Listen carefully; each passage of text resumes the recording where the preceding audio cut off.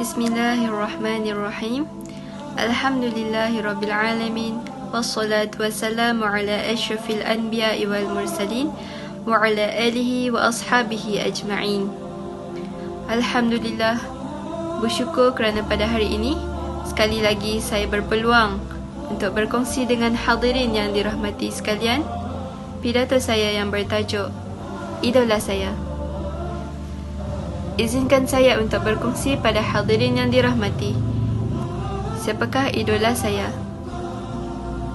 Beliau adalah salah seorang sahabat Nabi sallallahu alaihi wasallam, salah seorang khulafa Rashidin, iaitu Sayyidina Uthman bin Affan radhiyallahu anhu.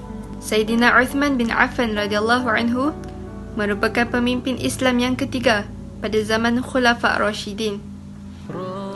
Sayyidina Uthman radhiyallahu anhu telah memeluk Islam pada permulaan Islam lagi di tangan Sayyidina Abu Bakar radhiyallahu anhu. Sayyidina Uthman radhiyallahu anhu seorang sahabat yang bersifat lembut, pemurah dan mempunyai sifat keprihatinan dan kezuhudan yang sangat tinggi. Terdapat satu riwayat yang mengatakan bahawa beliau sering memberi makan pada orang ramai dengan makanan yang enak. Sedangkan apabila beliau masuk ke dalam rumah, beliau hanya memakan al-khal wa zait. Apakah dua jenis makanan itu? Al-khal adalah cuka dan az-zait adalah minyak. Beliau hanya makan cuka dan minyak zaitun setelah menjamu makanan yang enak pada orang ramai.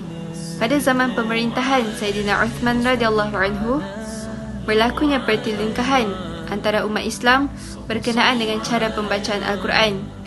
Maka Sayyidina Uthman radhiyallahu anhu memerintahkan 4 orang sahabat untuk menyalin semula Al-Quran yang telah dihafal, yang kemudiannya dikenali sebagai Mushaf Uthmani ataupun lebih kita biasa dengan sebutan Resam Uthmani.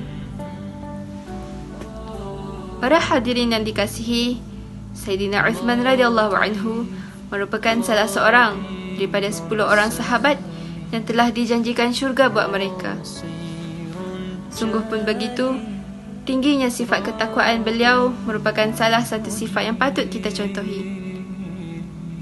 Hadrat Hani rahmatullahi alaih merupakan hamba kepada Sayyidina Uthman radhiyallahu anhu menceritakan, apabila Sayyidina Uthman radhiyallahu anhu lalu dan berhenti di sisi perkuburan, beliau akan menangis teresak sehingga janggut beliau dibasahi dengan air mata.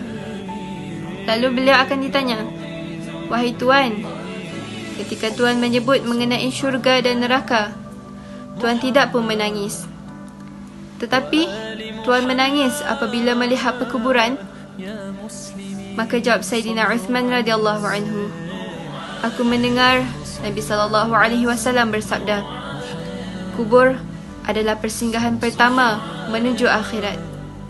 Jika seseorang itu berjaya di alam perkuburan, maka mudahlah perjalanannya. Jika dia gagal di alam perkuburan, maka susahlah perjalanan yang seterusnya." Allahu Akbar. Begitu sekali ketakutan Sayyidina Uthman radhiyallahu anhu, sedangkan beliau di kalangan asyarah mubasyarah. Sifat ketakwaan dan pemurahnya beliau inilah yang mendorong semangat saya untuk mencontohi Sayyidina Uthman radhiyallahu anhu di dalam kehidupan seharian. Semoga kita semua dikurniakan Allah Ta'ala taufik dan hidayah untuk mengikuti kehidupan para sahabat dan sahabiah radhiyallahu anhum ajma'in. Sebelum saya menamatkan pidato saya pada hari ini, izinkan saya berkongsi serba sedikit mengenai kehidupan Sayyidina Uthman radhiyallahu anhu. Nabi sallallahu alaihi wasallam menamakan Sayyidina Uthman radhiyallahu anhu dengan nama Dhun Nurain, yang bermaksud yang memiliki dua cahaya. Nama ini diberikan kepada beliau kerana beliau mengahwini 2 puteri baginda sallallahu alaihi wasallam. Pada mulanya beliau menikahi Sayyidatina Ruqayyah radhiyallahu anha. Kemudian Sayyidatina Ruqayyah radhiyallahu anha telah jatuh sakit dan meninggal dunia. Setelah itu baginda Nabi Muhammad sallallahu alaihi wasallam pun mengahwinkan beliau dengan puteri baginda sallallahu alaihi wasallam iaitu Sayyidatina Ummu Kulthum radhiyallahu anha. Sayyidatina Ummu Kulthum radhiyallahu anha juga telah meninggal dunia lebih awal berbanding Sayyidina Uthman bin Affan radhiyallahu anhu. Semoga perkongsian saya pada hari ini dapat memberi manfaat pada hadirin yang dirahmati sekalian. Sekian sahaja daripada saya. Wabillahi taufiq wal hidayah. Assalamualaikum warahmatullahi wabarakatuh.